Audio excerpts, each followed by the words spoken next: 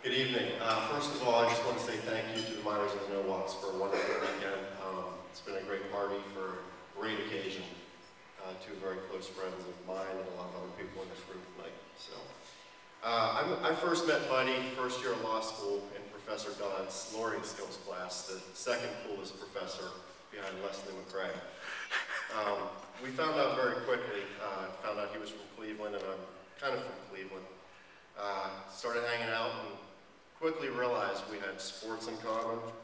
We both really like food. But I think our common bond was the fact that we're both 12-year-old boys living in adult bodies. And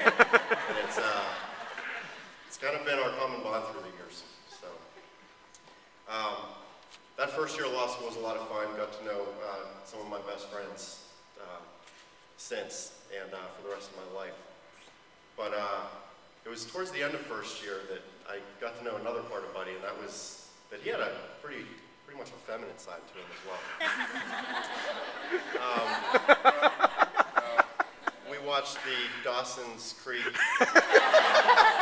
series finale, which I had never seen that show before. But Buddy needed, I think, a whole box of Kleenex. And he will deny it, but I think it was the next year we watched the Friends series finale. That one did it to him too, even though he will deny that to this day. Thanks. So, sorry. And then we were leaving school at the end of our first year, and I saw Buddy's 85-year-old feminine side at that point as he made a mixtape for us, the last song of which was Thank You for Being a Friend by the Golden Years. But it was touching. So, we went our separate ways for the summer, came back for the second year, and all I can say about second year of law school was we had a lot of fun. We did our share of studying too, but had a lot of fun. And I think it was during the second year of law school that I really saw Buddy's true character and friendship come out. As I said, a lot of fun. We went to watch the Michigan-Ohio State game at the bar one day, and it was a noon start. And so we watched the game. It was actually the last time Michigan's actually beaten Ohio State. I think it was about 7 years ago. And after the game was over, about 3:30, Buddy did the smart thing and actually went home to start studying the finals coming up. I, on the other hand, sat in my chair and I think drank for the next 10 hours. Yeah. And I don't know, I'm not really sure about the details of that evening, but I know I was trying to walk home about 1:30 in the morning. And I'm not sure if I would have gotten there, but there was Buddy. He pulled up out of nowhere, put me in his car, got me back to my apartment. So, yeah, I think you saved my life that night. And then the spring of second year, another great evening. I think it was Buddy and Melissa that provoked me to try to run across a pool cover.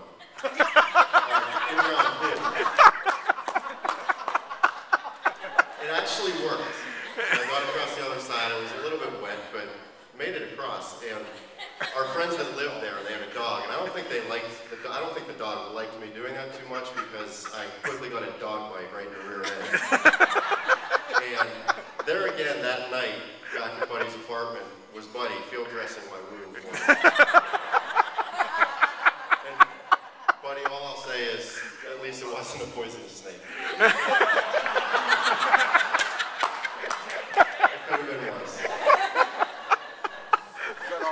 So then we went to third year, and Buddy, myself, Dave, and Joe decided to move into 243 West Pomfret. And actually, Melissa and Jay lived with us too. That wasn't their official address, but they were there 24/7. So, but that was a good time. Such a good time that cops came to our place 4 times in the first month.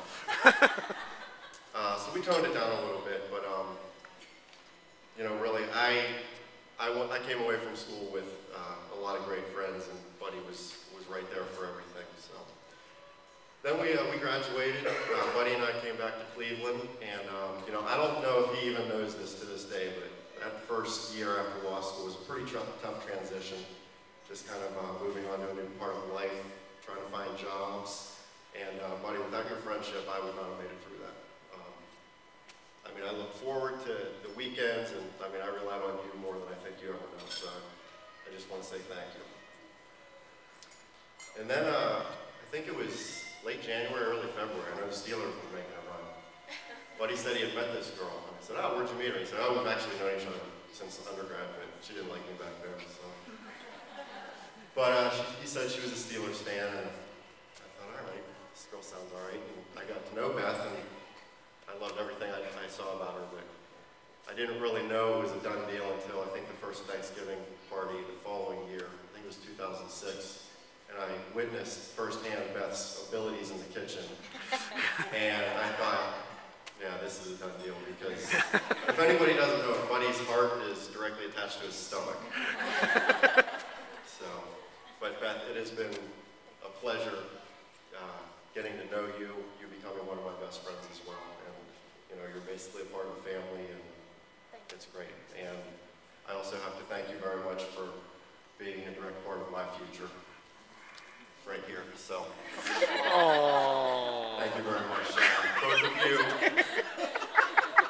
have changed my life. Thank so. Your back is blushing. I think there is something we need to talk about tonight. It's been referred to a couple times this weekend, but you know, there's a fundamental difference between these two. Literally blushing. And it asks questions such as, how do we raise kids? What do we do on the weekends? And of course, what I'm talking about is Steeler fans, so Browns fans. If you look over here at the law school table,